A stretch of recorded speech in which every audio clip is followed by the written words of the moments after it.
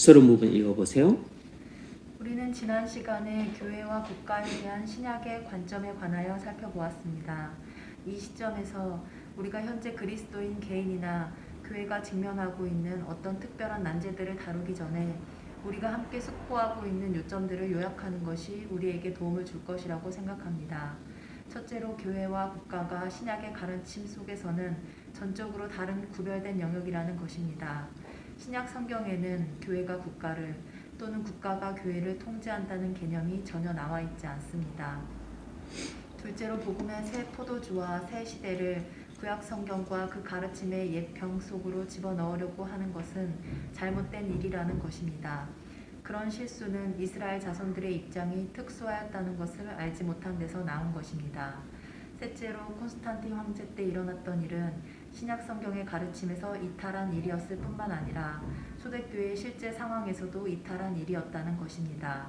넷째로 콘스탄틴 황제 때 시작되었던 국가와 교회의 관계를 로마 교회가 영구화시켰다는 것입니다. 나중에는 개신교 종교개혁자들도 이 오류를 영구화시켰습니다. 그들은 사실상 그 오류를 시험해 보지 않고 그저 건성으로 넘겨버렸습니다. 영국의 청교도들도 그러했습니다. 지난 시간까지 이러한 내용들을 살펴봤습니다. 오늘 우리는 교회 역사의 교훈에 관하여 공부하겠습니다. 네.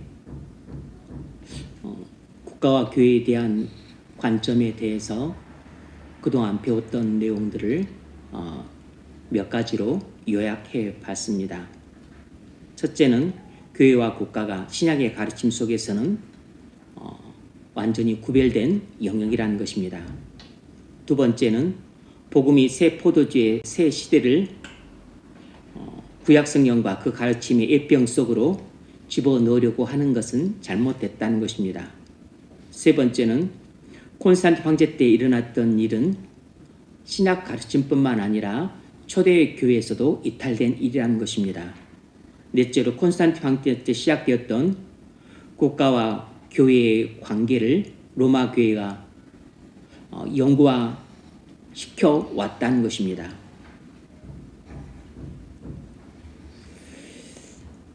그리고 나중에는 개신교 종교개혁자들도 이 오류의 전철을 밟았습니다. 영국의 청교도들도 거기서 벗어나지 못했습니다. 우리가 그동안 이런 내용들을 살펴봤죠. 자, 오늘은 교회의 역사, 국가와 교회의 관계에 대한 교회의 역사 뿐만 아니고 이제 교회 역사를 통해서 우리가 어떤 교훈을 받을 수 있는지에 대해서 총체적으로 좀 살펴보겠습니다. 특별히 전통주의의 폐단에 대해서 집중적으로 살펴보겠습니다. 첫 번째 문제.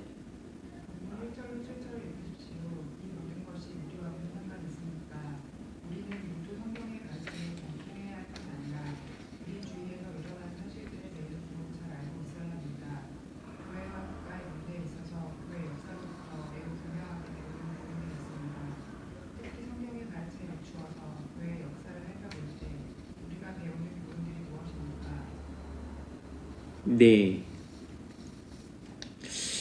우리는 성경의 가르침이 정통해야 될 뿐만 아니라 우리 주변에서 일어나는 사실들에 대해서도 잘 알고 있어야 됩니다. 교회와 국가의 문제에 있어서 교회 역사로부터 배우는 교훈이 무엇인가?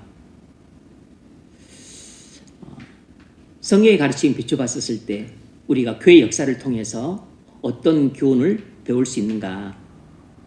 첫 번째는 이것입니다. 전통주의는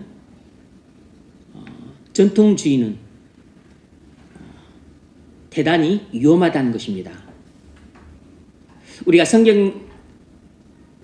성경에 비추어서 교회 역사를 살펴봤었을 때 깨닫는 한 가지 중요한 진리는 이것이죠.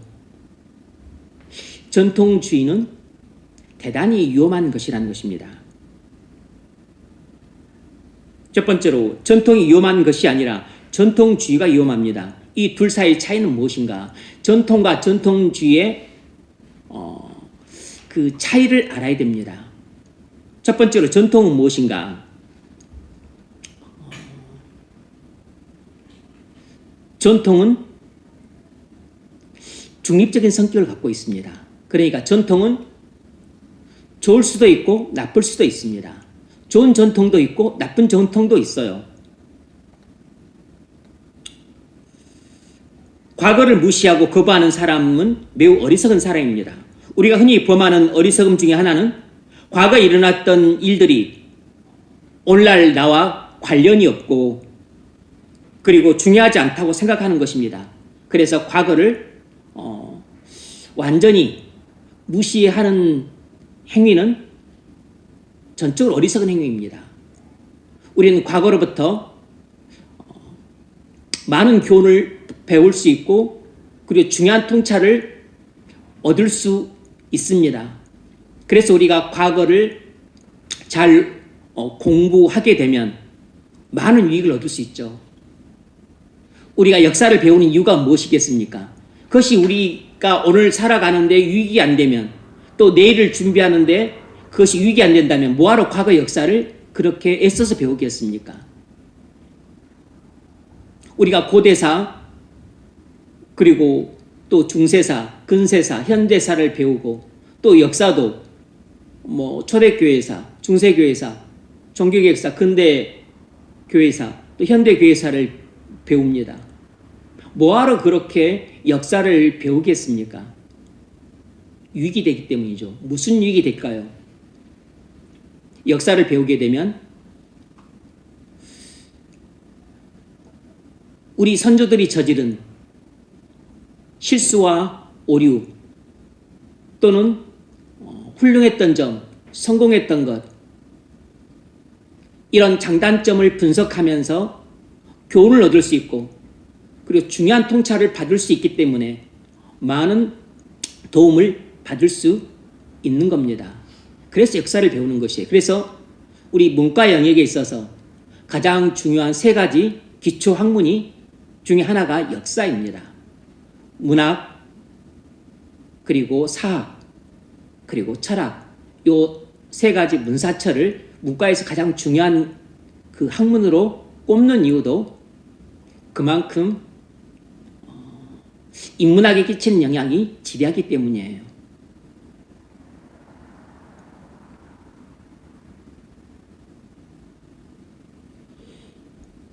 현 시대가 오기까지 옛날 사람들은 아무것도 몰랐다는 식으로 무시하는 것은 어리석은 짓입니다.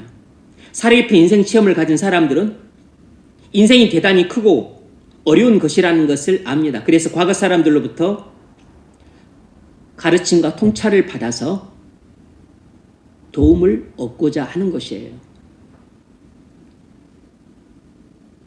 우리가 예를 들면 자치통감이나 또 아니면 사기나 아니면 또 삼국 사기나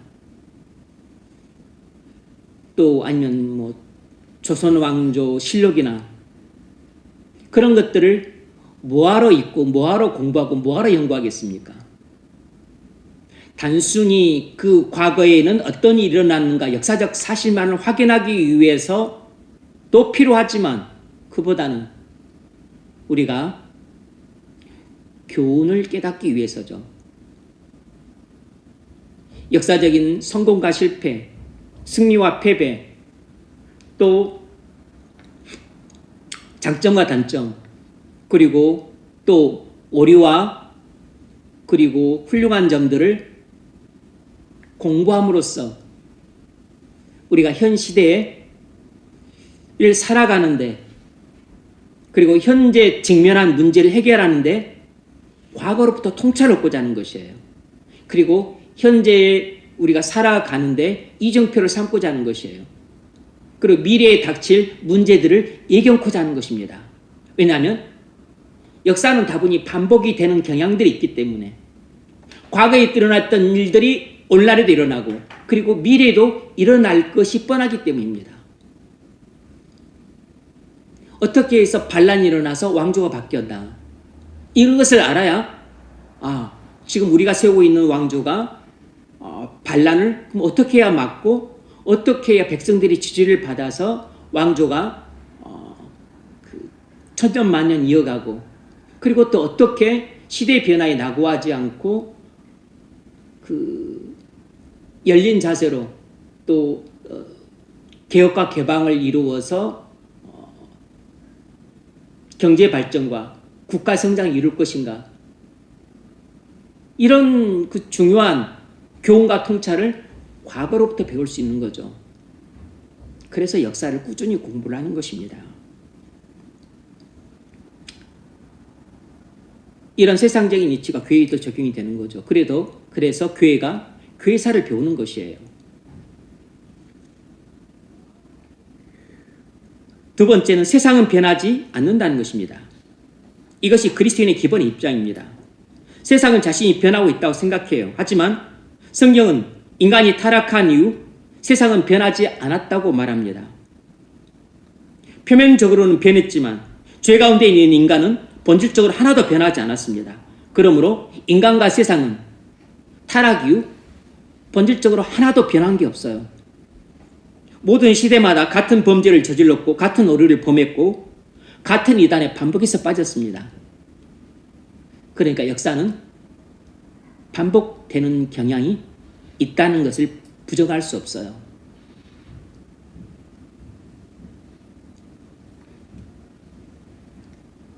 어리석고 무지한 왕이 다스리면 그 시대는 암울할 수밖에 없는 겁니다. 주지웅림에 빠진 왕이 다스리게 되면 밀란이 일어날 수밖에 없고 외침이 잦을 수밖에 없어요. 하지만 훌륭한 왕이 와서 선정을 베풀고 그리고 통치를 잘하면 태평성대를 이루고 문화가 창달이 되고 그리고 경제가 발전하고 그리고 국가가 융성해진다는 걸 알 수 있어요. 그래서 왕들이 선대 왕들은 어떻게 했는지 다른 왕조에서는 어떻게 했는지를 배우는 것입니다. 세 번째로, 그러므로 과거로부터 배우는 것은 대단히 중요하다는 걸 알 수 있습니다. 과거로부터 배우는 것은 대단히 중요합니다. 그럼 어떻게 우리가 과거로부터 배우죠? 우리가 물려받은 전통을 숙고함으로써 교훈을 배울 수 있습니다. 우리가 물려받은 전통을 깊이 연구하고 숙고함으로써 과거로부터 중요한 교훈을 배울 수 있어요. 모든 전통은 다 쓸모가 있습니다. 좋은 전통이든 나쁜 전통이든 쓸모가 있어요. 왜냐하면 나쁜 전통은 반민거사로 삼으면 되고 좋은 전통은 우리가 계속 이어받으면 되기 때문이에요. 우린 그 전통을 익숙하게 잘 알아서 그것으로부터 교훈을 끌어내야 됩니다. 교회의 고통과 실패는 많은 경우 과거 전통에 대한 무지에서 야기된 겁니다. 그러므로 우린 과거 전통을 잘 알고 있어야만 합니다. 우린 과거 전통을 잘 알고 있어야 돼요. 그래야 과거로부터 많은 것을 배울 수 있습니다. 그것이 전통을 바르게 활용하는 방법이에요. 우리는 과거 전통을 잘 알고 있어야, 그리고 또 잘 공부해야, 그래야 과거 전통으로부터 많은 교훈과 그리고 중요한 통찰을 깨달을 수 있습니다.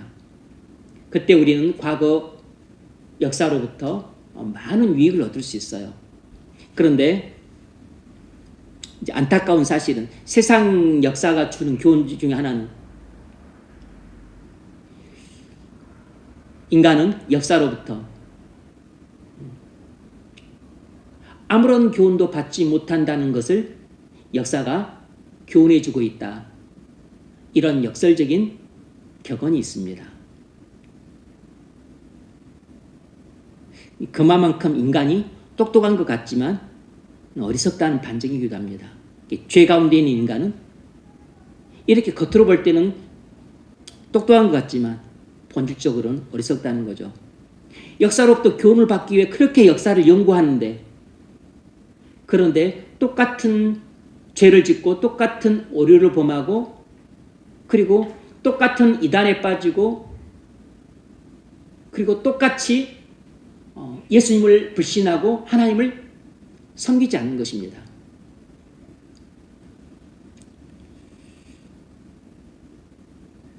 두 번째로, 그렇다면 전통주의는 무엇인가? 전통주의가 무엇일까요? 전통은 과거로부터 내려오는 것이 전통이죠. 그럼 전통주의는 뭘까요? 전통주의는 과거로부터 내려온 전통을 맹목적으로 고수하고 답습하려는 경향을 말합니다. 전통주의란 과거로부터 내려온 전통을 맹목적으로 고수하고 답습하려는 경향을 말하는 것이에요. 전통은 좋을 수도 있고 나쁠 수도 있으니까 중립적이지만 전통주의는 나쁜 것입니다. 대단히 위험하다고. 그래서 전통과 전통주의는 다른 것입니다. 성경은 전통주의를 정죄해요.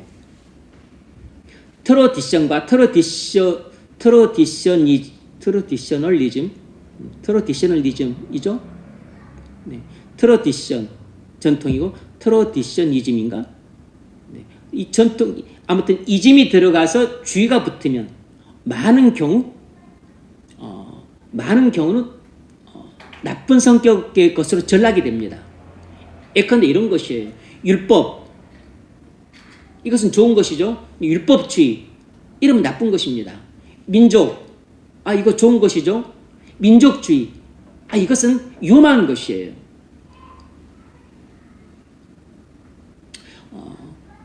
진보, 보수, 이것은 중립적입니다. 좋지도 나쁘지도 않고 아무튼 중립적이에요. 그런데 진보주의, 이거 위험합니다. 보수주의, 이거 위험해요.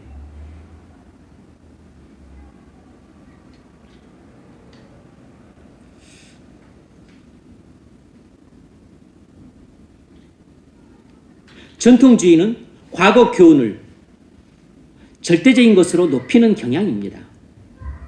그래서 전통주의는 자칫 신앙에서 율법주의가 되기 쉬워요. 이 전통을 따르지 않으면 이건 나쁘다. 이 전통을 따르지 않는 것은 이단이다. 이 전통을 따르지 않는 것은 아면 구원받지 못한다. 이렇게 전통주의는 율법주의로 흘러가기 쉬운 것입니다. 끝내는 전통주의는 사람들의 생각하는 기능을 마비시켜버려요. 그래서 펭귄이 앞서가는 펭귄을 따라서 쫄래쫄래 따라하는 것처럼 따라가서 바닷속으로 풍덩 빠지고, 그래서 쫄래쫄래 개미가 따라가는 것처럼 또 따라가서 개미로 들어가거나 아니면 또 호수로 빠지는 것입니다. 전통주의는 많은 사람을 줄을 세워서 쫄래쫄래 따라가게 만드는 것이에요. 그리스도인 신앙생활을 이렇게 하면 안 되는 거죠. 민족과 민족주의의 차이를 좀 알아야 됩니다. 자기 민족에 대한 자부심은 좋은 것입니다. 자기 민족에 대한 긍지는 좋은 것이에요. 하지만 민족주의는 대단히 위험한 것입니다. 자기 민족에 대한 긍지와 자부심과 그리고 민족주의는 다른 것이에요. 자기 민족에 대한 긍지를 갖고 자랑스럽게 생각하는 것은 우리가 칭찬할 만한 일이고 이해할 수 있는 일입니다. 하지만 민족주의에 빠지면 그 사람은 대단히 위험한 사람이 되기 쉽습니다. 자기 민족만 옳고 자기 민족이 했던 일들은 전부 미워하려 하고, 그리고 타 민족에 대한 무시 아니면 또 증오 아니면 적개심, 이런 것들을 품고 침략을 미워하고 그리고 그들을 노예로 삼는 것을 정당화하고, 그리고 침략해서 또 땅을 빼앗고 병합하는 것을 정당화하려고 해요. 이런 것들이 민족주의에서 나오는 것입니다.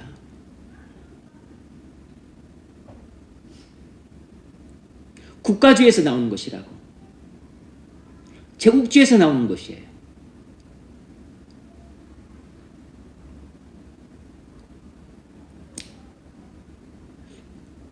민족주의를 지향하고 추구하는 것은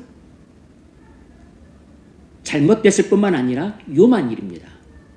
민족주의는 반드시 사람들을 잘못된 길로 인도하고 그리고 위험한 상황으로 몰고 갑니다. 나치 아리안주의가 민족주의죠. 나치 히틀러의 그 게르만 민족의 우수성을 선전하고 전파하기 위한 그 나치즘이 전형적인 민족주의라고.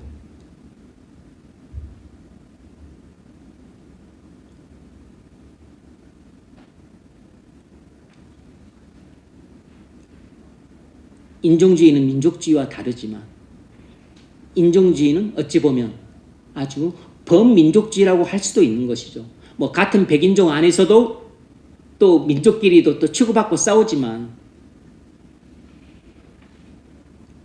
인종차별이 조금 더 지역으로 들어가게 되면 민족차별로 이루어지는 것입니다.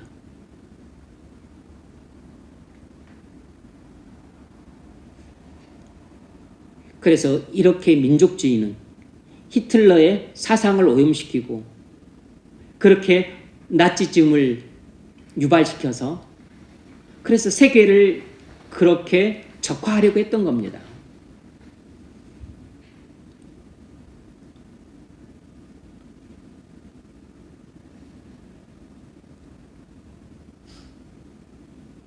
자기 민족에 대한 애정과 긍지가 민족주의로 변질되는 순간 엄청난 오류와 고통과 비극이 발생을 하게 돼요. 수많은 사람들을 학살하게 되고 그리고 나라를 침략하는 것을 정당화하고 그리고 전쟁을 합리화하는 겁니다. 민족주의가 얼마나 위험한지를 알아야 돼요.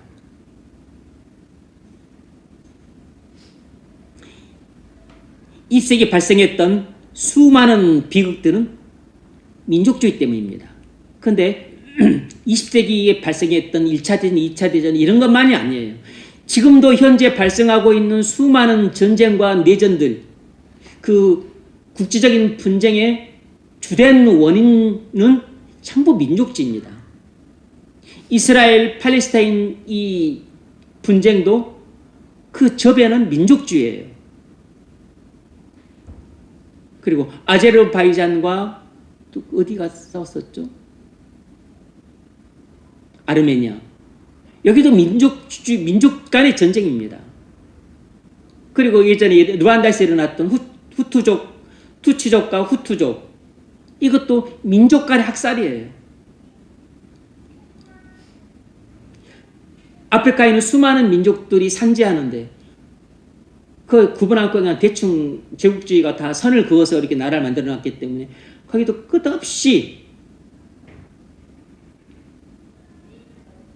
똑같은 흑인종이지만 그 민족이 다르다는 이유 때문에 서로 그렇게 치고받고 싸우고 죽이는 일들이 일어납니다. 내전의 주된 원인은 민족이에요. 민족주의 때문입니다.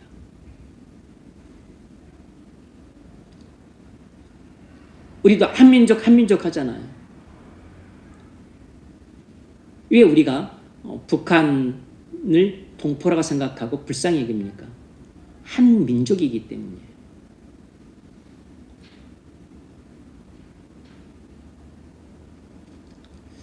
언어나 문화나 전통도 다르지만 중국이나 일본과 우리가 사람들을 대할 때 다르게 대하잖아요.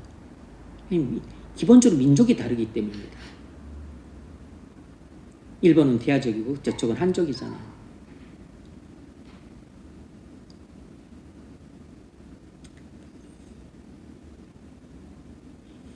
민족주의는 과거에도 가장 큰 고통거리였고 현재도 가장 큰 고통거리이고 그리고 미래에도 가장 큰 고통거리가 될 겁니다. 두 번째 문제 읽어보십시오. 성경에서 전통과 전통주의의 차이는 어떻게 나타나고 있습니까? 네, 성경에서 전통과 전통주의 차이는 어떻게 나타나고 있는가? 마태복음 15장에서 주님이 바리새인들과 서기관들의 전통주의를 엄히 책망하셨습니다. 예수님은 바리새인들의 전통주의를 엄중히 책망하셨어요. 마태복음 15장 1절로 9절 읽어보십시오. 그때 바리새인과 서기관들이 예루살렘으로부터 예수께 나와 이르되 당신의 제자들이 어찌하여 장로들의 전통을 범하나이까 떡 먹을 때에 손을 씻지 아니하나이다. 대답하여 이르시되 너희는 어찌하여 너희의 전통으로 하나님의 계명을 범하느냐. 하나님이 이르셨으되 내 부모를 공경하라 하시고 또 아버지나 어머니를 비방하는 자는 반드시 죽임을 당하리라 하셨거늘. 네, 2절을 보면 바리새인들이 예수님께 말하죠. 당신의 제자들이 어찌하여 장로들의 전통을 범합니까? 왜 떡을 먹을 때 손을 씻지 않습니까? 이것이 바로 바리새인들의 전통주의를 잘 보여주는 말입니다. 당신의 제자들이 장로들의 전통을 범했습니다.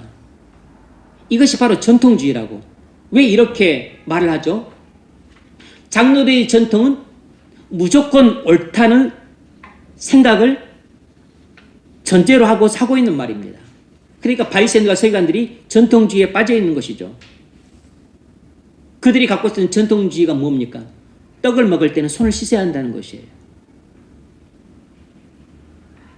그래서 예수님이 이렇게 대답하셨습니다. 바리새인들의 전통주의를 책망하셨어요. 너희는 어찌하여 너희의 전통으로 하나님의 계명을 범하느냐? 전통주의의 결정적인 오류가 무엇입니까? 전통을 하나님 말씀보다 더 권위 있게 생각한다는 것입니다. 과거에로부터 내려온 전통을 성경에 기록된 하나님 말씀보다 더 권위 있게 여긴다는 것이에요. 그래서 그 점을 예수님이 4절 이하에서 책망을 하고 있는 겁니다. 성경 말씀이 4절과 같다는 거죠. 하나님이 이르셨으되 내 부모를 공경하라 하시고 또 아버지나 어머니를 비방하는 자는 반드시 죽임을 당하리라. 이렇게 성경이 기록이 되었다는 겁니다. 그런데 랍비들이 가르쳐온 전통은 이런 것이에요. 5절 읽으세요. 너희는 이르되 누구든지 아버지에게나 어머니에게 말하기를 내가 드려 유익하게 할 것이 하나님께 드림이 되었다고 하기만 하면 그 부모를 공경할 것이 없다 하여 너희의 전통으로 하나님의 말씀을 폐하는도다. 네. 바리새인들이 갖고 있었던 그 전통은 또 랍비들의 그 가르침의 전통은 이런 것이었습니다. 어떤 좋은 것이 있는데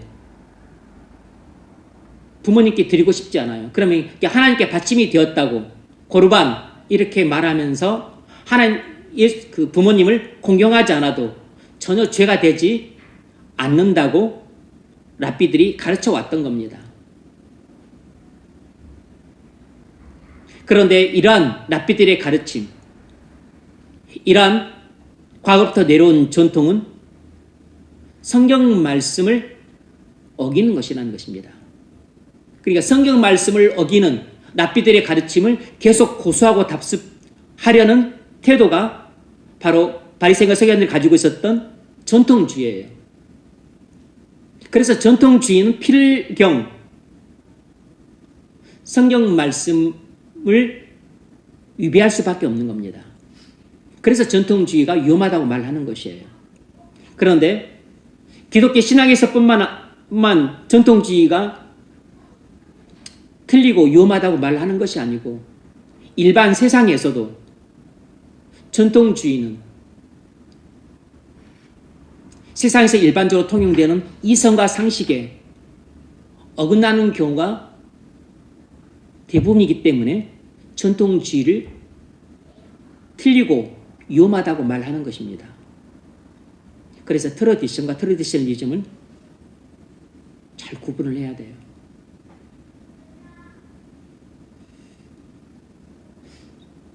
좋은 전통과 나쁜 전통이 있기 때문에 전통 자체를 나쁘다 틀리다 이렇게 단정할 수는 없어요.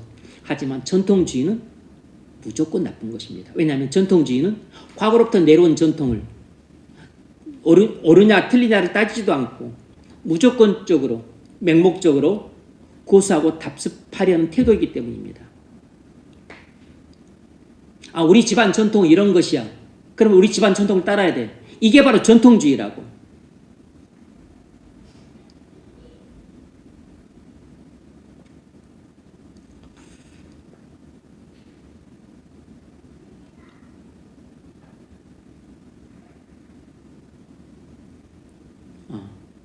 우리 지역의 관습은 이런 거야. 이 지방의 관습은 이런 거야. 원래 우리 동생은 이렇게 해야 돼. 이게 다 전통주의입니다. 우리 동네 이사 왔어? 그러면 우리 동네에서 하는 관습대로 따라야 돼. 우리 동네로 이사 오는 사람들은 무조건 그 뭐 1,000만 원 그거 동네 발전 지역 발전 기금 내야 돼.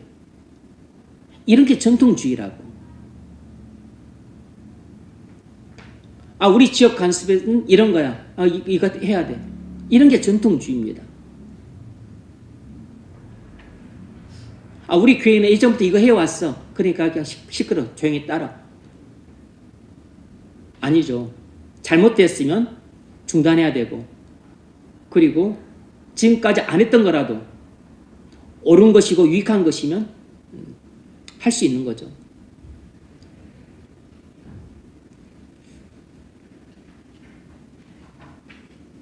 바리새인들은 전통기에 사로잡혀 맹목적으로 전통을 고수하고 답습하려고 했습니다.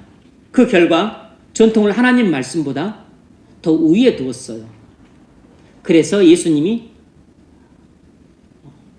하나님 말씀보다 전통을 더 우위에 두는 바리새인들의 이러한 전통주의를 엄중히 책망하셨던 것입니다. 첫 번째로 바리새인들은 어떤 사람들이었는가? 그래서 바리새인들을 한마디로 정의 내리기는 어렵죠. 일반적으로 바리새인들은 매우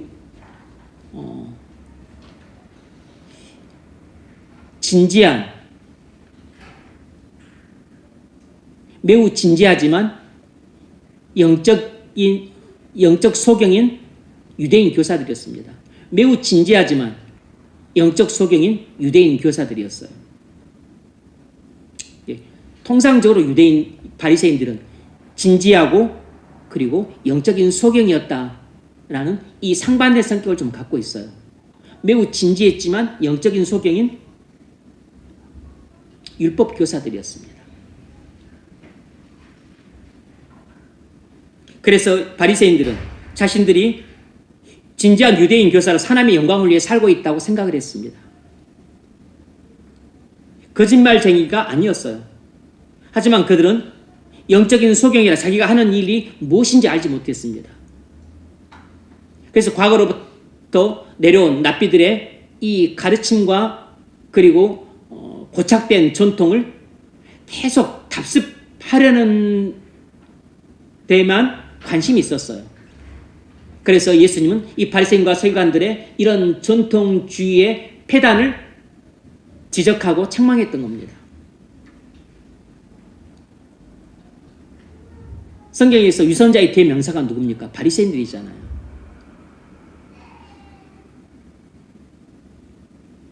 그러니까 속으로는 탐심이 가득하면서도 겉으로만 경건한 척 행동했던 이 겉과 속이 다른 그런 모습을 가진 바리새인들도 상당히 많았다는 사실입니다.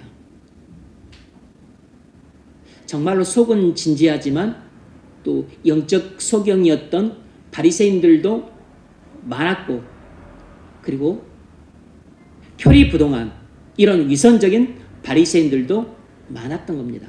그래서 바리새인들은 딱 이런 사람이다 한마디로 획일적으로 그렇게 정의 내기는 어렵지만 진지하고 소경인 사람도 있었고 아니면 표리부동한 유선자들도 있었습니다. 두 번째로 바리새인들의 전통주의는 어떻게 생겨나게 되었는가? 바리새인들은 성경을 연구하고 주석했기 때문에 자연스럽게 이 바리새인들의 교훈 체계가 생겨나게 되었습니다. 성경을 연구하고 주석했기 때문에 자연스럽게 거기서부터 교훈 체계가 생겨나게 되었어요. 이것이 랍비들의 가르침이라고. 랍비들의 가르침이 쌓이고 쌓이면서 이것이 유대교의 전통을 이루었고 또 율법 교사들은 이 과거 랍비들의 가르침들을 또 책으로 써서 이것들을 계속해서 반복 학습하면서 이것을 무조건 가르쳤던 겁니다. 그래서 그 미시나는 그런 것들 이제 미시나, 뭐 미츠바, 뭐 탈무드 이런 것들 있죠. 미시나는 율법적인 규범을 다뤄놓은 것입니다. 율법적인 규범을 다뤄놓은 것이에요. 그러니까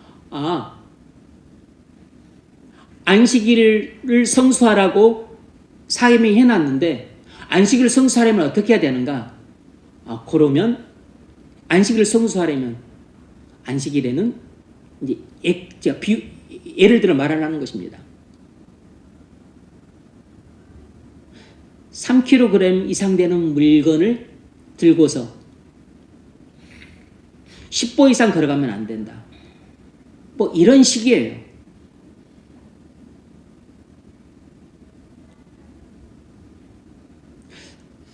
자녀가 함정이 빠지면 건져줘야 되지만 또 소가 돼지가 함정이 빠지면 건져줘야 되지만 그런데 개가 함정이 빠지면 건질 필요가 없다. 뭐 이런 식으로 규범해 놓는 것입니다. 이런 것들이 랍비들의 가르침이에요. 이런 것들이 쌓이고 쌓여서 미시나가 된 겁니다. 미츠바는 성경 해석입니다. 구약 성경에 대해서 랍비들이 해석을 해 놓은 것입니다. 탈무드는 아다시피 유대인들이 제2지배예요. 그러니까 바리새인들은 이런 것을 공부하고 또 학자들의 수많은 견해가 있죠. 또 어떤 것에 대해서 견해가 똑같지 않으니까. 그러니까 그런 학자들의 견해를 공부해서 그래서 일반 대중에게 가르치는 것입니다. 미시나나 미츠바나 탈무드의 근거에서.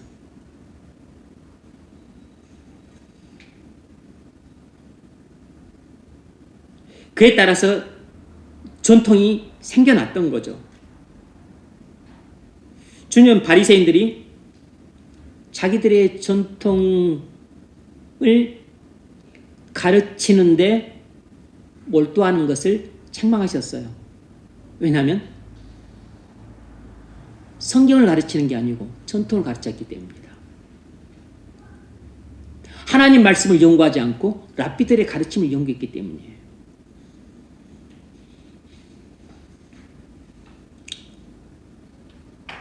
세 번째로 바리새인들의 전통주의는 어떤 결과를 가져왔는가? 그럼으로써 바리새인들의 전통주의가 어떤 결과를 가져왔겠습니까? 바리새인들의 전통주의는 하나님의 말씀의 의미를 모호하게 만들었습니다.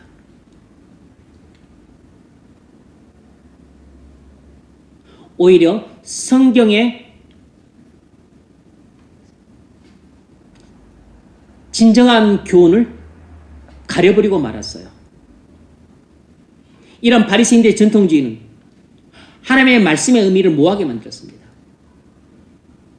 성경의 본의를 왜곡시켜버렸어요. 성경의 진짜 메시지를 가려버렸다고. 구약 성경의 진짜 메시지가 무엇입니까? 하나님이 죄인들을 위해 그리스도를 보내실 것이다. 이것이 구약 성경 전체의 메시지잖아요. 그런데 바리새인들은 전통주의에 빠짐으로써 결국 율법주의로 흘러가게 되었어요. 그래서 바리새인들이 구약성경을 이해한 바는 뭐였냐면 오직 우리 유대인들만 하나님 백성으로서 하나님이 주신 율법을 지킴으로써 우리는 구원을 받는다. 이것이 구약성경 전체의 메시지로 오해를 했습니다. 왜 그랬을까요? 전통주의에 빠짐으로써 이런 율법주의로 흐르게 된 겁니다. 성경 자체를 연구하고 그리고 공부했어야 되는데 그러지 않고 많은 경우는 이 학자가 어떻게 말했나, 저 학자는 또 이것에 대해서 어떤 견해를 갖고 있었나, 랍비들의 가르침만 주구장창 공부를 했어요. 전통만 주구장창 파고들었습니다. 그래서 랍비들의 가르침은 무조건 옳다고 수용을 했기 때문에 그래서 정작 성경을 진정으로 그 본의를 알기 위해서 제대로 연구하지를 못했던 거죠. 그리고 이미 전통주의라고 하는 색안경 끼고서 성경을 보더라도 봤기 때문에 그들에게서 흘러나온 열매라고 하는 결과는 율법주의가 나올 수밖에 없었어요. 그래서 유대인들의 율법주의가 결국 바리새인들의 율법주의가 결국 바리새인뿐만 아니고 모든 유대인들을 율법주의에 빠뜨린 것입니다. 그러니까 바리새인들의 전통주의가 결국 율법주의를 낳았어요. 그래서 그것이 보통 학사 에스라 이후라고 말을 하는데 그래서 그것이 오늘날 한 2500년 흘린 지금까지도 이 유대인들의 율법주의는 그대로 지속되고 있습니다. 유대인들은 아직까지도 전통주의에서 못 벗어나고 있는 것이에요. 유대인들은 아직도 탈무드 엄청 읽고 공부합니다. 또 미시나나 미츠바나 그것들도 엄청 공부를 해요. 이것들은 다 일종의 그 법률서입니다. 법률서와 비슷해요. 그래서 심지어 미국에서는 로스쿨에 진학할 때 유대인들이 그 유대교 회당에서 배웠던 뭐 미시나나 또 뭐 미츠바나 그런 어떤 그 이스라엘 그 율법에 대한 책들을 공부하는 것을 학점으로 인정해 주기까지 합니다. 그들은 회당에서 뭐 또 그 토요일뿐만 아니라 그 전에도 주중에도 나와서 그 랍비로부터 직접 배우기도 하고 또 자기들끼리 그것을 읽고 서로 열띠게 토론을 합니다. 그리고 열띠게 막 논쟁을 해요. 여러분들 그 유대인들 공부하는 모습 봤죠? 엄청 그들끼리 미리 책을 읽고 연구해 와서 토론하고 또 계속 읽으면서 둘씩 토론을 합니다. 둘씩. 여기저기서 뭐죠? 둘씩 토론을 해요. 그러니까 그들이 엄청 토론을 잘합니다. 엄청 그 논리적으로 사고하고 그리고 자기 견해를 아주 합리적으로 표현을 잘해요.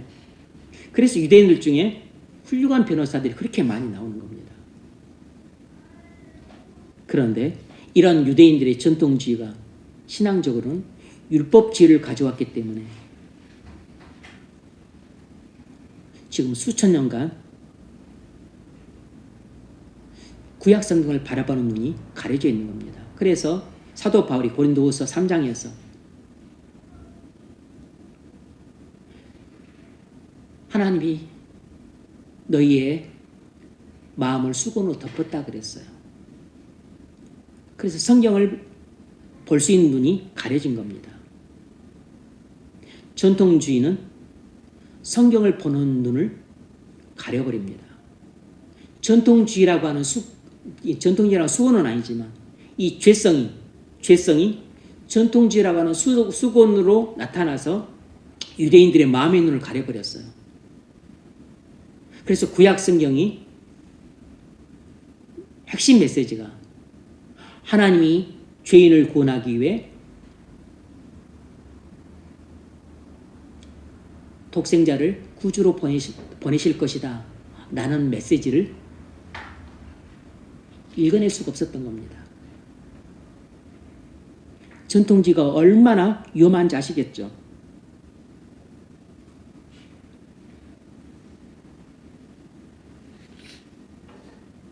바리새인들은 장로들의 전통을 갖고서 백성들이 하나님의 말씀으로 나가는 것을 도리어 막고 있었습니다. 바리새인들과 서기관들, 이 종교 지도자들이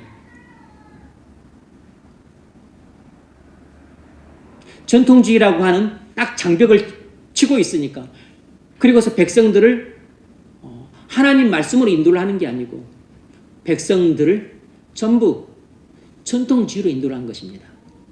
전통주의라는 장벽을 갖고 전부 백성들을 율법주의로 인도를 한 것이에요. 하나님 말씀이 본의로 인도를 하지 않고 전부 하나님 말씀을 곡해한 것으로 인도를 했어요. 그래서 하나님이 죄인을 위해 그리스도를 보내실 것이다.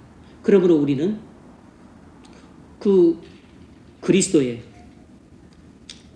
대속을 통해 우리는 죄사함을 받게 될 것이다.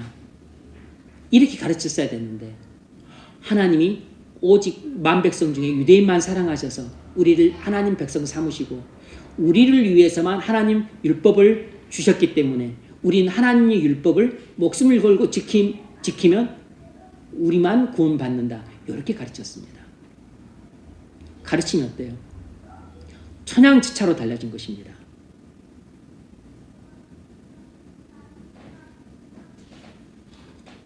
그러므로 전통주의는 항상 모든 사람의 눈을 가려서 소경으로 만들어버립니다.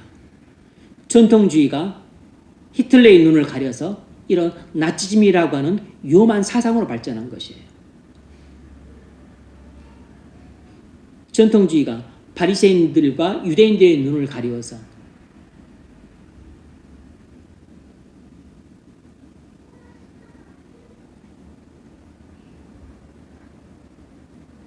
그래서 유대인만 구원받는다는 사상에 갇히게 만들었잖아요. 그래서 유대주의가 나온 겁니다.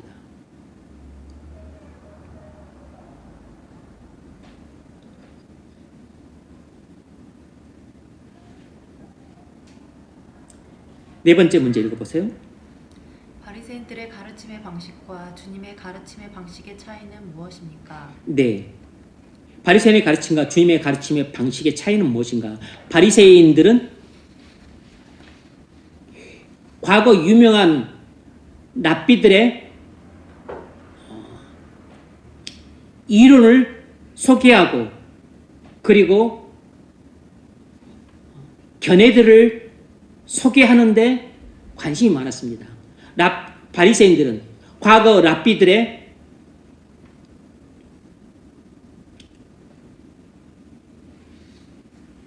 그 가르침과 견해들을 연구하고 그리고 그것을 백성들한테 가르치는 데 주력을 했어요.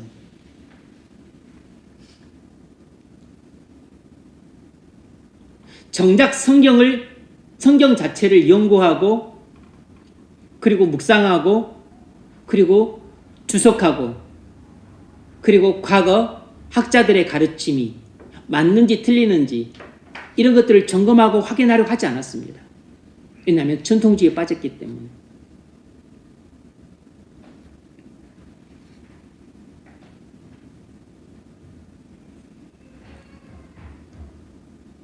그들은 항상 권위자들의 말만 인용을 했습니다.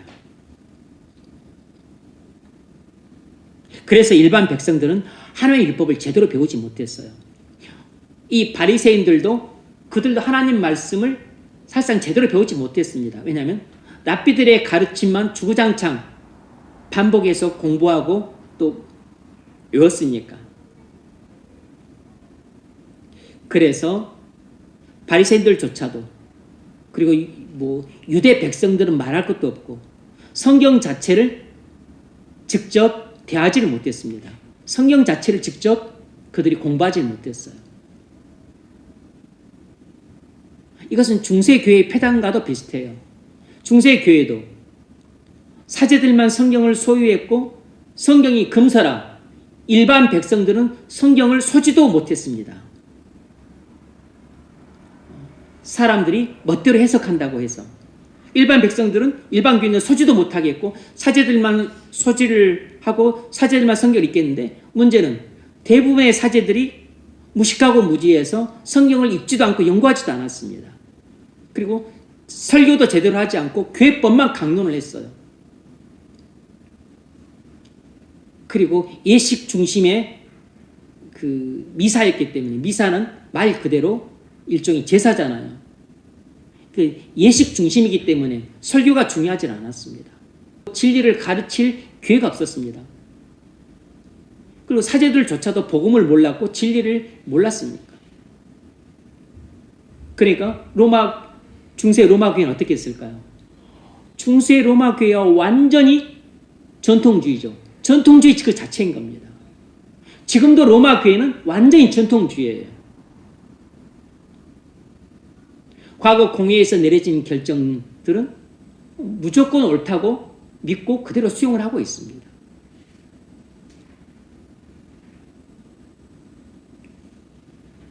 로마 교회의 본질은 전통주의입니다.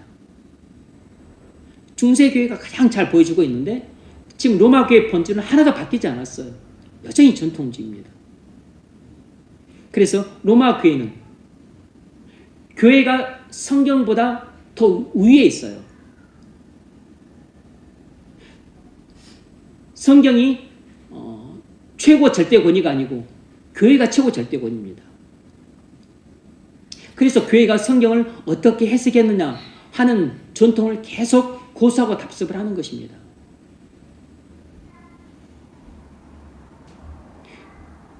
이런 생각을 갖고 있는 이상, 교회가 성경보다 더 위에 있다는 생각을 갖고 있는 이상 로마 교회는 절대로 전통주의에서 빠져나올 수 없어요.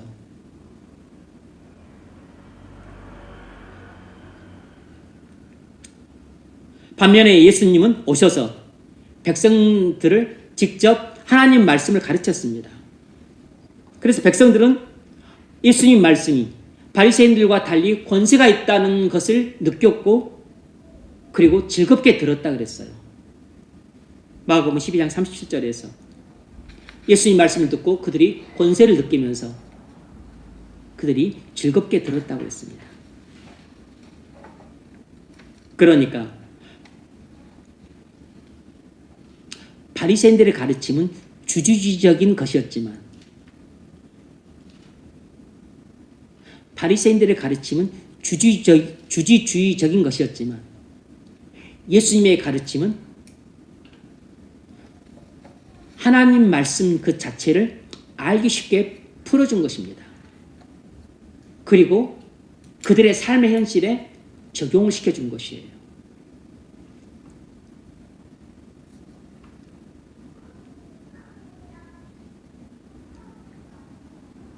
주지주의도 위험하죠. 지식을 전달하고 그리고 또 지식만 중요하게 여기고 그리고 여러 가지 이론들을 소개하고 또 견해를 소개해서 그렇게 지식을 전달하는 거에만 주안점을 두는 그런 경향, 그런 게 주지주의입니다. 그런데 이 바리새인들이 바로 주지주의적인 성향을 띠고 있었던 겁니다.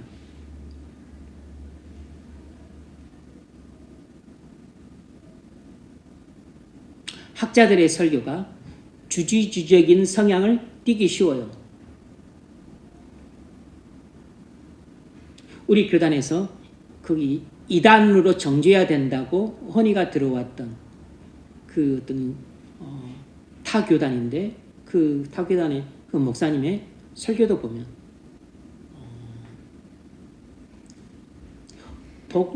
복음이라고는 정말 찾아보기 힘들어요.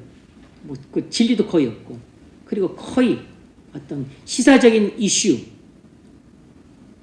하고 그리고 대부분 어떤 그 주주적인 성격입니다. 시사성과 어떤 주주주의 성격을 띠요. 제가 뭐 이렇게 그 몇 번 좀 들어보고 또 뭐 썸네일 보거나 하고 그러면 설교적 자체가 뭐 복음과는 아무런 상관이 없습니다. 진리하고도 아무런 상관이 없어요. 그런데 막 몇만 명이 듣고 몇십만 명이 듣고 싶은 어떤 주제에 대해서 막 150만 가까이 듣기도 했더라고요.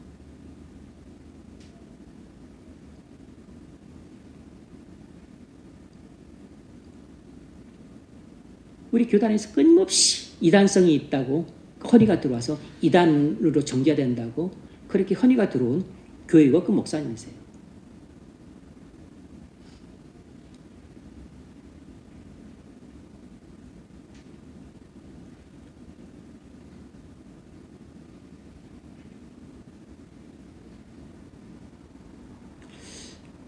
예수님은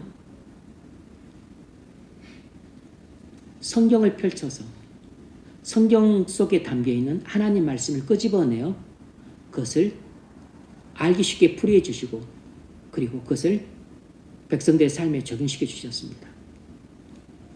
그래서 하나님을 아는 지식을 그들에게 전달해 주었어요. 그런데 바리새인들은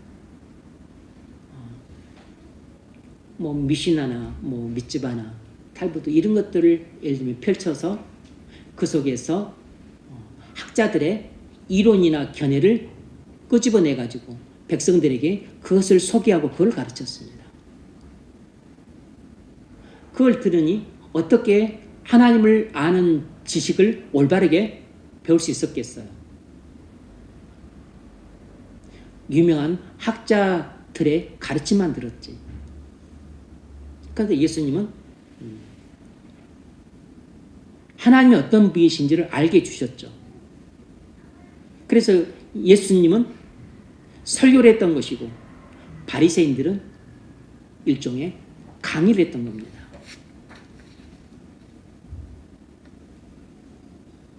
정리하자면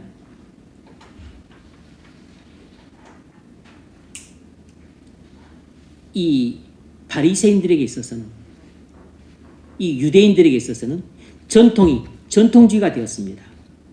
그래서 전통주의가 결국 진리를 가렸어요. 이것이 바로 가장 무서운 위험입니다. 전통주의가 될 위험이 있어요. 근데 전통주의가 되면 성경의 진리를 가리게 됩니다. 그것이 바로 전통주의가 갖는 가장 큰 위험이에요. 우리는 다 그런 위험에 빠지기 쉽습니다. 선한 목적으로 생겨난 교훈 체계가 굳어지게 되고 그리고 화석화되면 그러면 그때부터 이제 전통주의로 흘러가기 시작하는 겁니다. 그래서 그 교훈에 영향받거나 지배받는 사람들은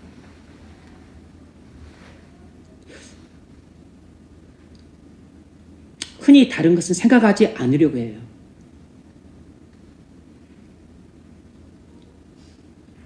마음을 닫아버립니다. 그래서 바리새인들이 주님의 말씀을 듣지 않으려 했던 것은 이 전통주의에 사로잡혀서 완전히 그들이 맹인이 되었기 때문입니다. 그래서 랍비들의 가르침만 옳다고 믿고 추종하는 그런 맹목적인 추종과 고수와 답습으로 빠졌던 것은 전통주의에 그들의 눈이 어두워졌기 때문이에요. 예수님은 바리새인들의 전통주의가 잘못됐다는 것을 깨우치고 그 전통주의의 함정에서 그들을 건져내고자 하셨지만 이미 그들은 영적인 소경이라 안 보였고 영적인 귀머거리가 들을 수가 없어서 예수님의 그 설교와 책망이 그들에게 아무런 도움이 되지 못했습니다.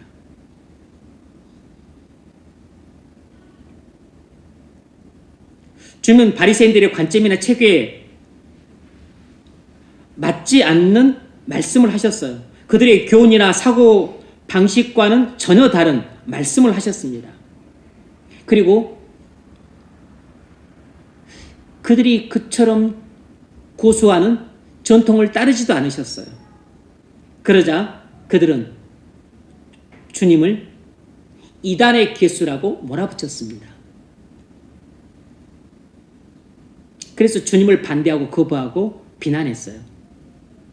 그래서 미움과 분노가 증폭했기 때문에 죽이려고 발작을 했던 거죠.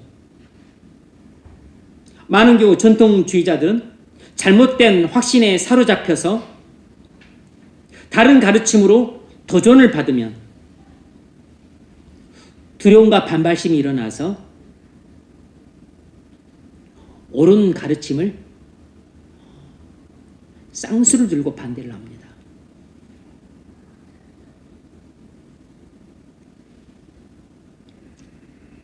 이것이 전통 이 바리새인들과 유대인들의 그 가르침을 받은 바리새인들과 서기관들의 가르침을 받은 유대인들이 이 보여주는 이런 신앙 행태가 바로 전통주의의 폐단을 가장 극명하게 보여주는 사례라고 할 수 있어요.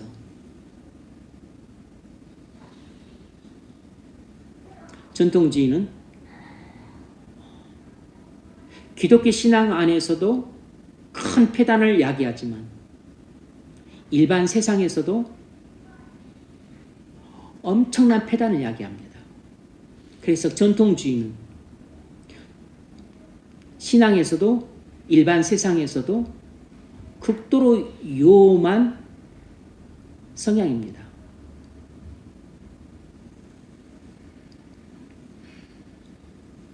이건 회사 경영도 마찬가지예요. 회사 경영도 전통주의에 빠지면 그 회사는 얼마 못 가 골로 갑니다.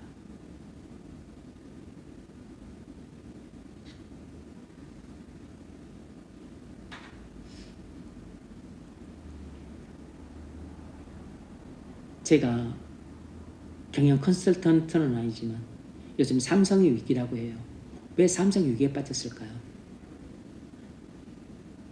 그냥 이 말씀에 근거해서 진단하면 삼성이 전통주의에 빠졌기 때문입니다.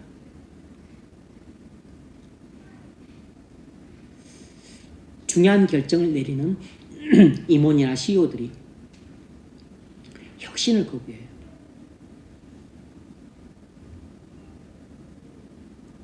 그래서 유능한 많은 엔지니어들이나 그 연구자들이 와서 혁신을 거부하는 삼성의 모습을 보면서 실망하고 많이 떠나갔다고 합니다. 안드로이드 그것도 그 개발자들이 구글을 찾아가기 전에 먼저 삼성을 찾아왔는데 삼성 그 경영진들이 그걸 다 거부했다고 해요. 그래서 그 다음에 구글로 찾아간 것입니다. 그래서 구글에서 안드로이드 폰을 만들어낸 것이에요. 지금 엔비디아가 그 쓰는 그 D램 반도체 그 고성능을 갖고 있는 HBM 그것도 카이스트 한 교수가 개발했는데 먼저 삼성으로 갖고 갔어요. 근데 삼성의 그 반도체 사장인가 이문 그걸 받지 않았습니다. 그러니까 그걸 나중에 SK로 가져갔다. 이 SK가 먼저 개발을 했죠. 삼성 그 사장은 이것이 이제 설에 의하면 그럽니다. 유능하다는 것을 알았지만 그러니까 그 하려 그러면 이제 자기가 재직하는 해에 많은 연구비를 투자를 해야 되는데 그러면 그 수익이 감소하잖아요. 엄청난 수익이. 그래서 자기는 많은 수익을 내야 엄청난 성과를 받으니까. 그리고 이제 또 얼마 안 있으면 또 퇴직해야 되니까. 보통 뭐 3년에 한 번씩 재계약을 한다고 하는데. 그러니까 자기는 많은 성과를 내기 위해서는 그런 HBM 그런 뭐 고성능 필요 없고 나는 내가 재직한 내 많은 성과를 내서 많은 성과급을 받고 인정을 받아야 되겠다. 이런 생각에 사로잡혀서 그걸 거부했다고 해요. 수강스럽죠. 이게 뭡니까? 뭐 이기주의도 있지만 근본적으로는 전통주의입니다. 혁신을 거부하는 것이에요. 그래서 그냥 D램이나 그냥 열심히 파고 그리고 열심히 많이 생산해서 그래서 고수익을 창출을 하는 것이 뭐 회사도 나쁘지 않고 그리고 나는 더 안전하다. 이런 보신주의로 발전한 것이죠. 전통주의가 보신주의로 발전하는 것입니다.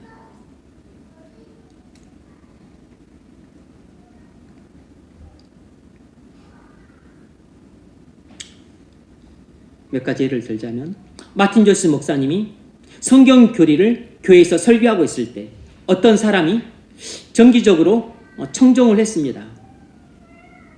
그런데 그 사람은 자기가 50년 동안 견지해왔던 입장이 진리가 아니라는 것을 깨닫기 시작했어요. 하지만 이렇게 말했다고 합니다.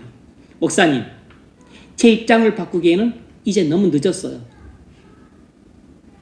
왜냐하면 그 사람이 신앙생활을 하면서 자기 입장 50년 동안 고수를 하는데 자기 입장이 틀렸다는 것을 알겠지만 이제는 자기 입장을 바꾸기 어렵다는 것입니다.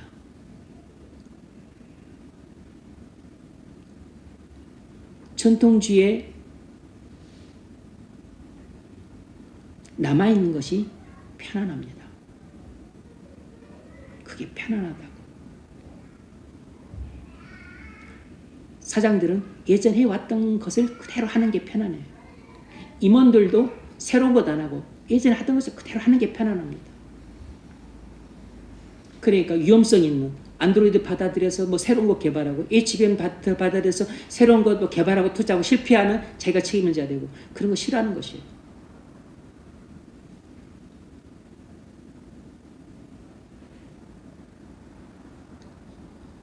신앙과 똑같은 것입니다. 하나님께서 말씀으로 네 이거 틀렸어. 고쳐야 돼. 네 그거 엄청난 죄야. 네 그러다가 타락하게 되고 너 그러다가 죄 늪에 빠진다. 그걸 깨달았으면 빨리 고쳐야 되는데 그걸 고치기 싫은 것입니다. 왜냐하면 현 상태에 머무는 게 제일 편안하니까. 현재 지지고 있는 상태가 제일 편안해요. 현재 타성에 젖어서 습관적으로 하고 있는 게 제일 편안한 겁니다. 근데 하나님 말씀 우리에게 매일 계획을 요구하는 겁니다. 아, 그 생각 틀렸어. 그거 버려야 돼. 아, 그런 감정 계속 품고 있으면 안 돼. 그 감정 버려야 돼. 아, 그런 태도 잘못되었어. 회사에서 그런 태도로 직원 대하면 안 되지. 상사한테 그렇게 말하면 안 되지. 하나님께서 계속 말씀을 주시는데 나는 그런 태도로 일하는 게 편해. 나는 그런 식으로 상사에게 말하는 게 편해. 이게 전부 전통주의입니다. 오랜 시간 동안 한 체계를 갖고 살았던 거예요. 비록 지금 말씀을 통해 새롭게 들은 이 관점이 옳다는 것을 인정을 하지만 이제 지금 와서 바꾸는 것은 너무 귀찮고 힘들다는 것이에요. 그래서 따르기 싫다는 것입니다. 따를 수 없다고 말했지만 따르기 싫다는 것이에요. 너무 힘들고 귀찮고 번거로우니까. 뭐 하는 거죠? 개혁을 거부하는 것입니다. 개혁을 거부하는 것이에요. 그래서 많은 사람들이 나이를 먹으면 자꾸 보수 쪽으로 흘러가는 이유가 바꾸는 것이 싫은 것입니다. 개혁이 옳다고 조금 생각이 들어도 자꾸 자기 생각이 맞다는 쪽으로 자기 스스로 인지를 바꿔버려요. 그래서 그냥 현 상태에 머무는 것이 편안하니까 그냥 머물고 싶은 것입니다.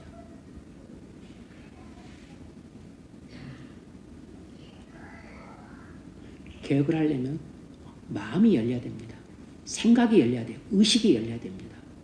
그래야지만 옳은 것을 옳다고 받아들일 수 있는 겁니다.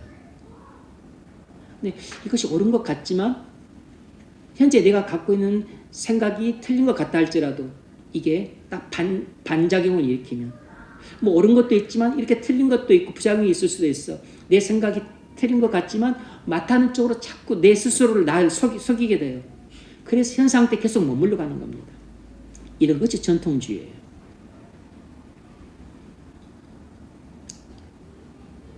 그래서 전통주의는 사람을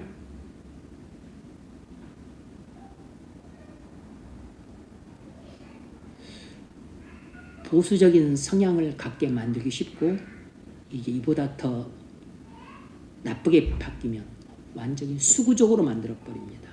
수구적으로. 그래서 전통주의는 수구주의를 낳는 것입니다. 수구주의를 낳는다고. 국가적으로는 국수주의를 낳는 것이죠. 지역적으로는 지역주의를 낳는 것입니다. 민족적으로는 민족주의를 낳는 것이에요. 그리고 회사나 기업 형태로는 그냥 보수주의를 낳는 것입니다. 현 상태 그대로 과거 해왔던 방식 그대로 답습을 하는 것입니다. 왜냐하면 과거 해왔던 방식 그대로 답습을 하게 되면 누가 뭐라고 하지 않으니까.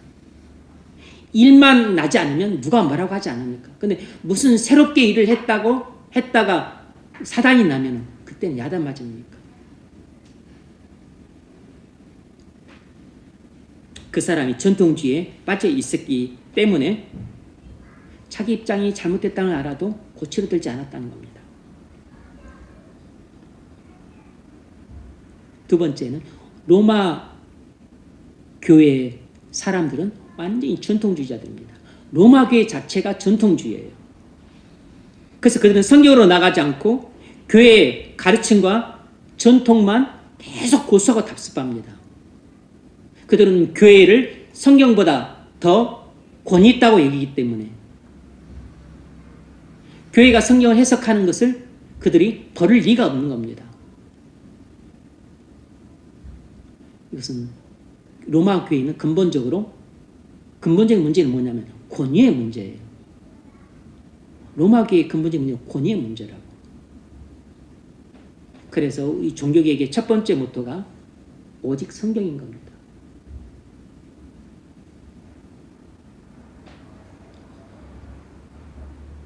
오늘날 우리에게서 전통주의가 무엇이겠습니까? 우리 교단은 옳고 다른 교단은 틀렸다는 이런 입장을 취하는 것이라고 볼 수 있죠. 우리 교단은 옳고 다른 교단은 틀렸다. 그러기 쉽죠.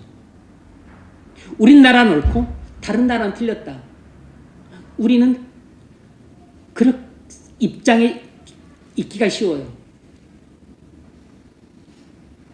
그래서 우리는 다른 나라 방송을 보면 막 이렇게 마음이 불편합니다. 중국은 중국 입장에서 우리나라를 비판하고 일본 입장에서 또 우리나라를 비판하니까. 민족주의예요. 전통주의에 빠져 있는 사람들이 갖기 마련인 민족주의입니다.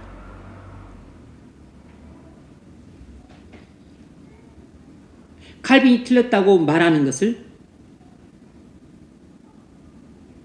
받아들이기 힘들어하는 사람도 있습니다. 전통주의에 빠져 있는 것이죠. 웨스트민스터 신앙 고백이 신적으로 영감 받아서 틀림없는 것이기 때문에 절대로 비판해서는 안 된다는 이런 입장을 취하고 있는 사람들, 이런 사람도 전통주의에 빠져 있는 사람들이에요. 성경은 영감된 정확무한 하나님 말씀이지만 신앙 고백서는 안 그렇습니다. 신앙 고백서는 영감 받은 책이 아니에요. 거의 대부분은 옳은 것이라고 생각할 수 있지만 얼마든지 오류가 있습니다. 세 번째 문제 읽으십시오. 진리의 마음을 열지 않고 생각에 갇혀 있는 것, 마음을 덮으려하지 않는 것, 자기가 틀릴 수도 있음을 인정 안에 들지 않는 것, 이것이 전통주의입니다. 국가와 교회의 관계에 대한 역사를 우리가 숙고해 보는 것이 기초로 하며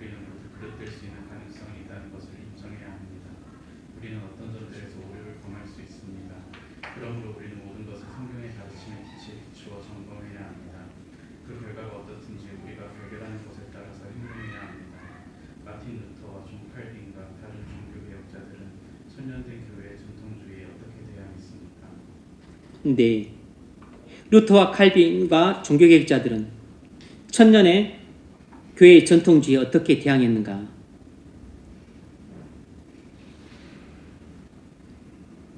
이 종교개혁자들은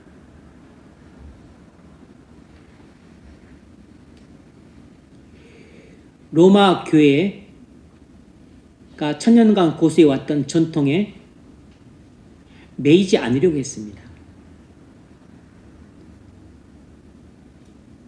그 공회에 대해서 비평했어요. 교부들도 비평했습니다.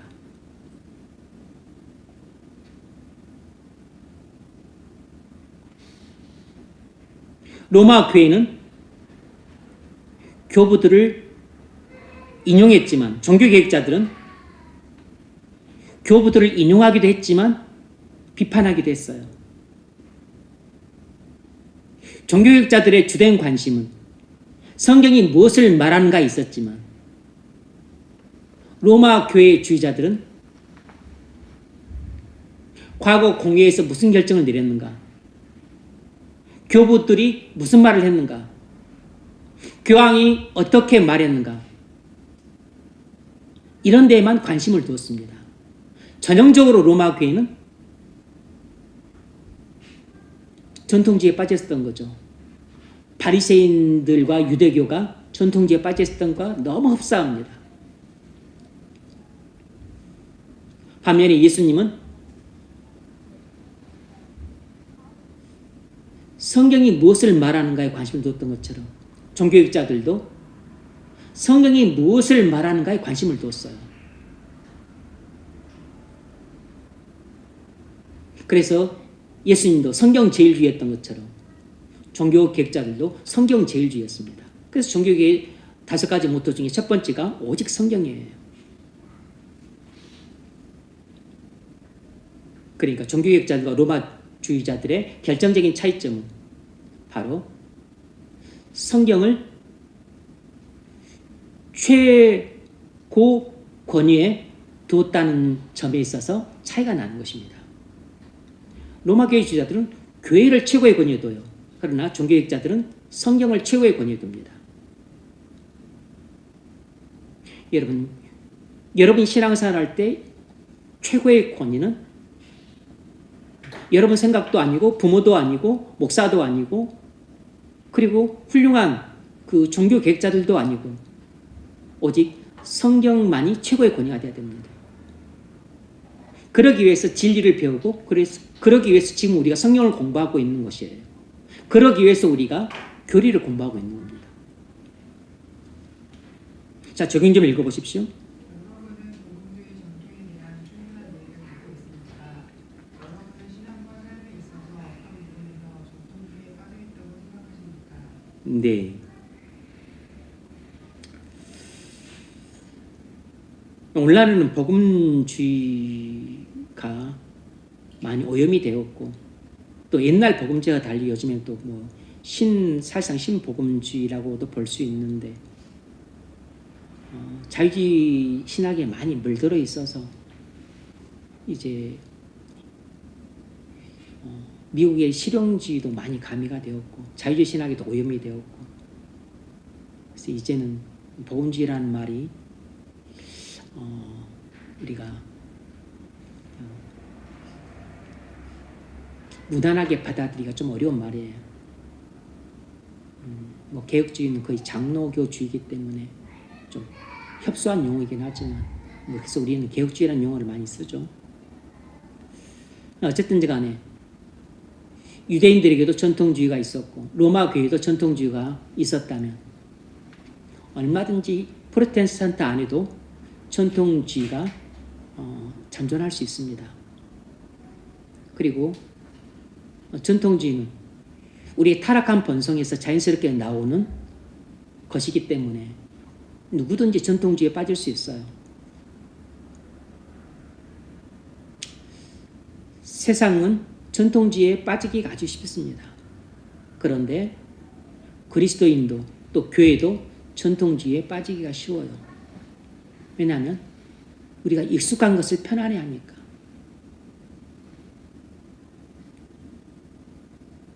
그런데 신앙생활이란 일신우신 하는 것이므로 날마다 개혁이 필요합니다. 이 개혁은 회개를 통해서 이루어지는 것이잖아요. 이 회개는 말씀과 성령을 통해 이루어지는 것이고, 그러니까 성경을 읽고 또 기도를 하는 사람이 말씀과 성령을 통해 참된 회개를 하게 되는 것이고 믿음의 순종이 나오는 거죠. 그때 개혁이 이루어지는 거고, 그렇게 회개와 믿음을 통해 끊임없는 개혁을 이루어갈 때 우리가 전통주의라고 하는 함정에 빠지지 않을 수 있습니다. 그런데 말씀과 성령을 통해 끊임없이 회개와 믿음이라고 하는 이 일신우신하는 신앙생활이 이루어지지 않으면 누구라도 전통주의에 빠지게 됩니다.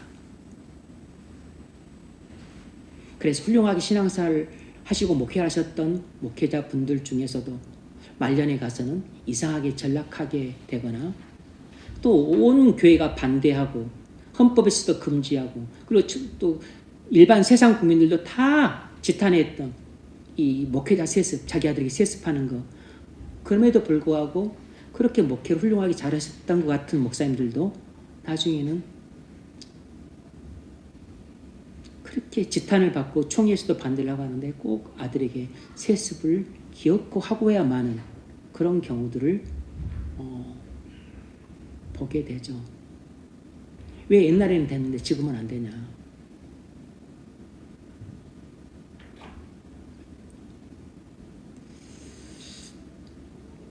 그런 결과가 나오는 것 중에 하나는 본인 개혁이 실패했기 때문입니다. 우리가 자신의 개혁에 실패하게 되면 전통주의에 빠지게 됐어요. 그래서 옛날 했던 것에 대해서 정당성을 거기서 찾아서 지금의 자신의 경우에 적용을 하려고 하는 겁니다. 아전 인수격으로 적용을 하는 것이죠.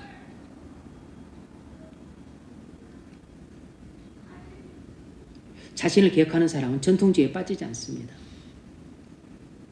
근데 그게 어려운 일이죠. 죽을 때까지 평생 계속해야 되니까. 결론. 그러므로 우리는 전통이 우리에게 내려준 모든 것을 노예적으로 답습하지 말아야 됩니다. 우리는 과거에서 내려온 전통을 맹목적으로 고수하거나 답습하려고 해서는 안 됩니다. 그것이 바로 전통주의예요. 전통이 도움이 되지만 우린 전통을 성경에 비추어서 점검해야 합니다. 그리고 우리가 그 전통을 통해서 어떤 교훈을 깨달을 수 있고 어떤 통찰을 얻을 수 있고 그리고 어떤 도움을 받을 수 있는지를 깊이 숙고해 봐야 돼요. 그래서 우리는 과거를 공부하는 이유가 과거로부터 교훈과 통찰을 얻어서 현재 직면한 문제들을 해결하는 데 도움을 얻고자 하기 위함이고 미래에 직면할 일들을 미리 예견하고 그리고 대처하기 위한 것이에요. 현재 당면한 문제 해결과 미래에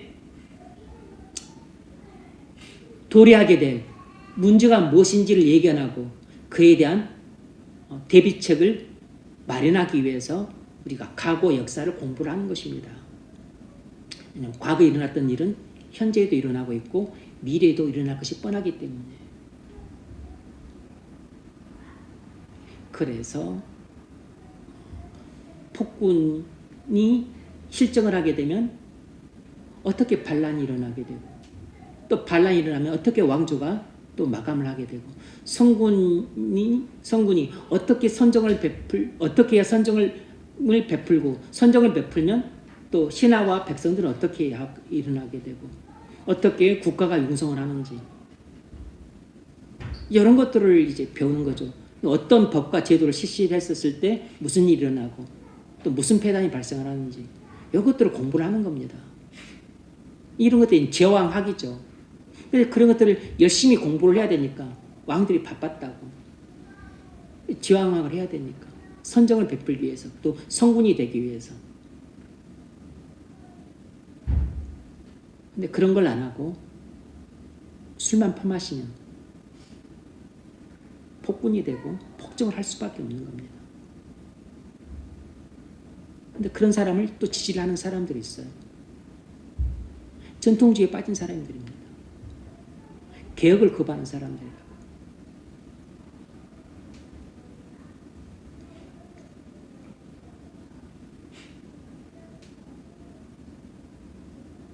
그리스도인들은 자기들이 전통에 매이지 않았다는 의미에서 열려진 마음을 가져야 됩니다.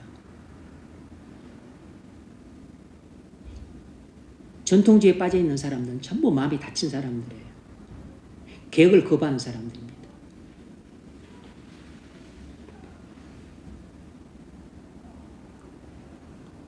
개인도 개혁을 거부하면 죄에 빠지고, 교회도 개혁을 거부하면 고루한 전통주의에 빠지고, 회사도 개혁을 거부하면 쇠락하는 것입니다. 그래서 그 유명했던, 여러분도 아시겠죠? 노키아. 예전에는 삼성 이렇게 비교도 안 됐습니다. 노키아가 온 유럽과 세계를 다 휩쓸었으니까. 모토로라. 저 때는 모토로라 썼습니다. 저는 휴대폰 그때 없었지만. 삼성은 안 나왔어요. 모토로라 어디 갔습니까? 노키아 완전히 망해버렸습니다. 왜죠? 개혁을 실패하고 이 전통주의에 머물렀기 때문입니다. 국가도 그래요. 그래서 끊임없이 개혁을 시도한 나라들이 계속 발전하는 겁니다. 이 영국이 이렇게 민주주의가 발전했던 것도 끊임없이 개혁을 했기 때문이에요.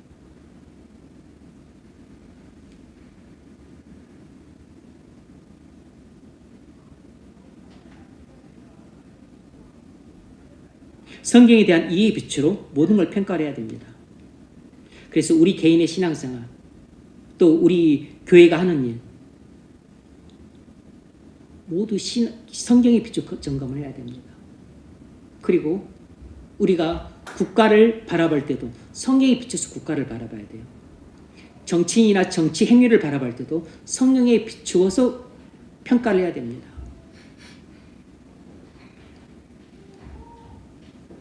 근데 많은 그리스도인들이 정치인을 평가하고 정치 행위를 평가할 때 성경의 근거를 두지 않고서 평가라고 말을 할 때가 많다는 사실을 보고서 되게 아연 실색할 때가 많습니다.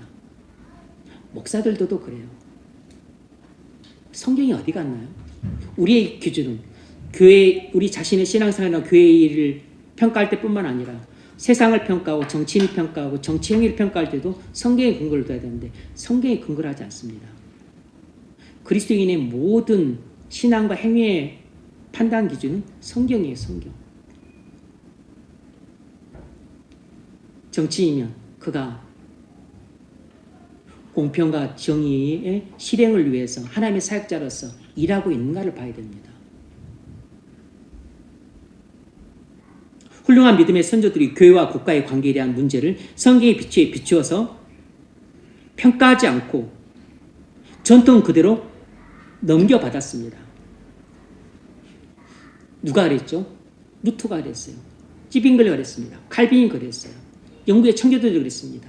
미국의 청교도들도 그랬어요.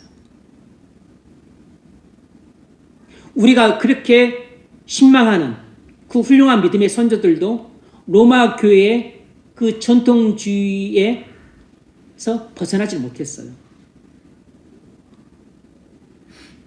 그러므로 성경의 빛에 비추어서 결정을 내야 됩니다. 우리의 모든 신앙과 행위의 최종 권위는 성경이에요. 오직 성경만이 우리를 전통주의에서 벗어나게 만듭니다. 좋은 전통은 이어받아야 됩니다. 잘못된 전통은 끊어내야죠. 그것의 기준이 성경입니다. 그리고 그것을 가능하게 하는 것이 말씀을 따라 역사하는 성령이에요.